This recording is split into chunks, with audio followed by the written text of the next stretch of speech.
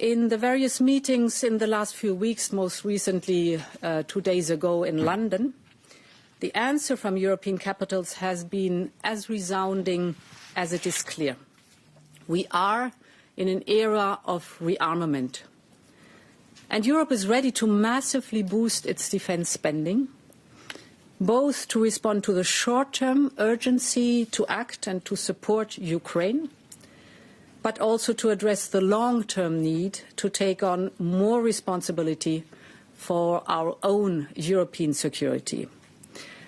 And this is why today I have written a letter to the leaders ahead of Thursday's European Council. This is why we are here together today. I have outlined in this letter to the leaders the Rearm Europe plan. This set of proposals focuses on how to use all the financial levers at our disposal in order to help member states to quickly and significantly increase expenditures in defense capabilities, urgently now, but also over a longer period of time over this decade. And I looked, and behold, a pale horse, and his name that sat on him was Death, and hell followed with him. And power was given unto them over the fourth part of the earth, to kill with sword, and with hunger, and with death, and with the beasts of the earth. Revelation chapter 6 and verse 8. Shalom. I want to start off by giving all praises, honor, and glory to Yahweh, Bahasham, Yahweh Shai, Bahasham, Rachak Wadash. And double honor to our venerable apostles and elders of Great Millstone who rule well, and peace and blessings to the Lord's elect, the house of David. All right, so Brother Haran coming back at you with another lesson. Lord willing to be edifying and uplifting unto the elect. And I wanted to go into this article here. I got a wind of it earlier today, and I decided I'll touch on it once I get back home. And I haven't really read through the article just yet, but based on the topic or the title, I was very interested in it. Okay, so we're gonna read it together, and we'll see where it goes. All right. It says Canadian Premier threatens to cut off U.S. electricity exports. Says America needs to feel the pain. All right. And of course, just reading that title alone, the first precept that came into my mind. Let's get that real quick in 1 Thessalonians, the 5th chapter. Okay, it says here, 1 Thessalonians chapter 5, verse 3 says, For when they shall say peace and safety, then sudden destruction cometh upon them, as travail upon a woman with child, and they shall not escape. All right, so that America needs to feel the pain. I thought about a woman with child. All right, a woman that's travailing with child and she's not escaping. That's America and the birth pains, right? The birth pains. We're in the time of the birth pains. Okay, and as we read through this, I'm sure we're going to be able to pick out certain things that ultimately in the next coming weeks and months, Americans are going to start feeling, all right, the end result of these actions that are being taken right now as we speak. Not to mention over the past couple of years, I'll say going back to 2021, 2022, all right, you had a lot of these food processing plants that were burning down. Okay, you had all these chickens that were being cooked up out of there. Okay, and then of course this year you've had, well, last year into this year, you've been hearing this propaganda of the BF, the Angry Bird. All right, and through that they've been able to wipe out mass populations of chickens. All right, poultry farms have been wiped out. Okay, and it's even affecting not just the egg prices, but eventually in the next coming couple more weeks, as the weather starts getting warmer and people start getting ready for those getting together, family gatherings, and so on and so forth, food prices are going to go skyrocket, man. Okay. And this whole tariffs situation, I believe it was kicked into effect at midnight last night. Okay. With 20%, was it 25% or 20% tariffs on Canada and Mexico. and I think 30 or 35% on China. All right, I might be getting the numbers wrong, but there's those significant percentages will affect American products, and in turn will affect the American people. Okay, and that's all going to lead to that more of a tension that will boil over into more of a civil war. All right. So it says here, Ontario Premier threatens to cut off U.S. electricity exports amid Trump's trade war escalation. In a bold escalation of tensions between Canada and the United States. All right, so Trump has been in, and that's the spirit. I got to mention this. Trump has been in here, a month and a half, 2 months. And all of a sudden you have pretty much the whole world is going against America right now. Okay. Within 2 months, this guy has already got all these other nations and countries against America that were previously so-called allies of America. At least they had some form of cordial interaction. Okay. And it reminded me of this morning when I was at work. I spoke to a customer, and he had the news going on, and there was this lady on the TV talking her shit about how the European Union nations got to come together and create their own defense system, and basically just forego what America is offering, so to speak, right? So as he's saying all these things, we both listened to it, and I was like, yo, man, this is crazy. World War III, man. World War III is coming. And he's like, man, I hope not, brother. I hope not. I hope you're wrong on that. I said, nah, man, the way they're moving, bro, they're playing too much, man. World War III is coming.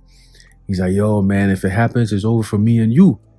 And I just laughed in my mind. I was kind of like, yeah, okay, But when he said that, then he followed up and said, man, this is crazy, bro. Like the past 100 years has been wiped out within 1 week. That's what he said. He said the past 100 years of work and effort has been wiped out within just 1 week. And it reminded me of that quote. And I believe the elder apostles, time again, they'll bring it up. All right. I believe it was Vladimir Lenin who made that quote. There are times, what do you say? There are decades when nothing happens. And then there are weeks where decades happen, if I'm not mistaken. All right.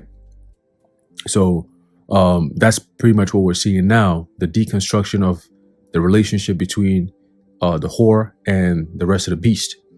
Okay, we're seeing the setup, according to biblical prophecy, that leads to America being looked at as an enemy by these European Union nations.